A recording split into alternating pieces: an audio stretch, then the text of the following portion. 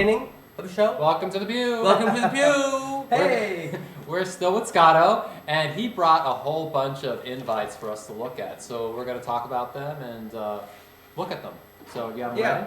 I do. It's a treasure trove, and Michael's looking a little confused. I don't know what we're doing. He doesn't know what's up. He doesn't know what's down. But I know what the kids all like. Now, obviously, in today's world, you know, you do the Facebook invite, blah blah blah. In the old days, we didn't have the internet. In the olden days, when we were Michael, one of Michael's genius, and part of the reason why people are attracted to him as a personality and a leader is because of these skills, these marketing genius things. So instead of just a paper flyer, we had these old 8-track cassette tapes. Now you're gonna have to explain to the kids what an 8-track cassette tape is. Well, they can Google it. Yeah, Google and then here's a sponge, which is actually a sponge, and you put it in water and it expands. This was a really fun party. There's a really funny story behind that. Yeah. It's because Ellie Diane, the owner of Tunnel, said that he didn't want my friends at the club anymore because we were all sponges. All we did was drink up free alcohol and free admission. We didn't bring in any revenue. But this came with a key too, wasn't it? No, the key party. That was a different one. And then of course, you know, Keoki, one of Keoki's first records, Dizzy Chicken, which was inspired by me impersonating Clara the Carefree Chicken. But it actually played, and people had actually record turntables at home and things like that. And then obviously a cool die cut flyer. Oh, I remember that one. Supersonic. Yeah. And stickers like Disco 2000. Now, did that one have the follow your nose in it? Uh-huh. Oh no, he made it say. So see, some of them said follow your nose. Oh. But when the DEA started investigating us, Peter made us take that off because. And of course, the Club Kid cards, they were very collectible and very popular. You saw mine in the last issue. All right. And so these are the things that we had to do to get people in the club and get them interested. Michael was really great at getting Peter to give him money for budgets, or even Maurice Brahms and Vito Bruno for the album parties.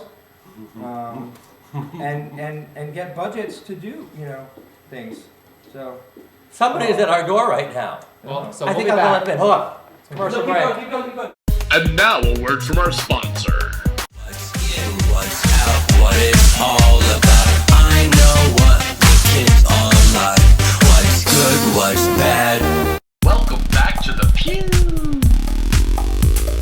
Welcome back to the Pew. Wait a minute, we're already back. Welcome back. We wanted to talk a little bit about Scotto's magazine Drop, because a lot of you may not be familiar with the magazine. It came out in the early 90s to mid 90s, and it was really fun. And it kind of picked up where Project X left off, and it was 1996 to 97. Again, this was sort of, the internet was there, but it wasn't cool. No one was using it. So magazines were still really important. So we had designers like Steven Sprouse and really brilliant photographers like David LaChapelle and Terry Richardson. It's Amanda. That's Amanda. Amanda Lepore, looking gorgeous. Freaky. Yep. And we had Chloe Sevigny on the cover, and lots of really fun things.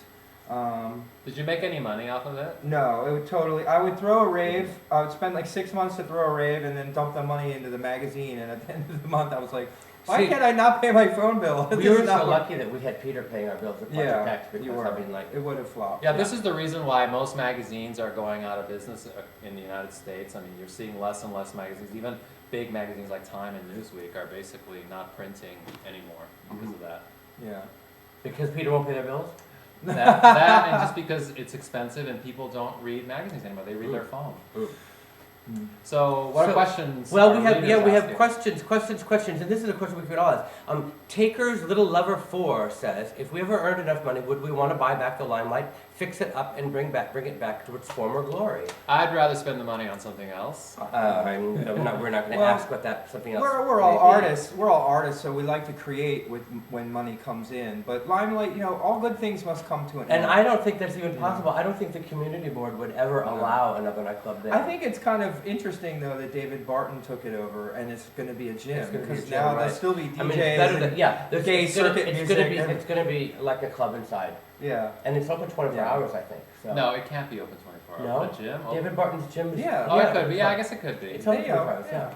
But it's a lot better than the mall version. Yeah, That was yeah. just tragic. But the community around it would have never allowed. But that just shows you how New York City or Manhattan has changed, because in the old days, you wouldn't have had a health club No. there. I mean, it's Would have been- all the would have been a nightclubs sex club would like probably, down the yeah, it street. would have been a sex club or a homeless shelter. Yeah, well, Well, it was. Now it's a high It price. was a sex club and a homeless shelter at And one now time. it's a home. Now it's But what? it's a architecturally, homo club. homo shelter. architecturally though, it was a beautiful building architecturally, and it was when I got to work with Arthur and Colleen, and you brought us into Disco 2000, and then everyone followed, like Steve Lewis and all of them. They started coming in droves to work there. All of a sudden, Disco 2000 was a hit, and it was fall of 90, yeah. So I just come off the Delight World tour. With Grooves in the Heart was #1, and you hired me to do lights, and I was like, wow, this is great. But I actually was conflicted with some of my morals and religious backgrounds about being in this, church, and blah blah blah. So we decided to architecturally restore it and really make the space beautiful with some of the lighting and stuff like that. I know. Well, thank you for watching. And that's Tune in next time. Tune in next time. We're one more episode of Scotto. Bye. Bye. Vote for Scotto.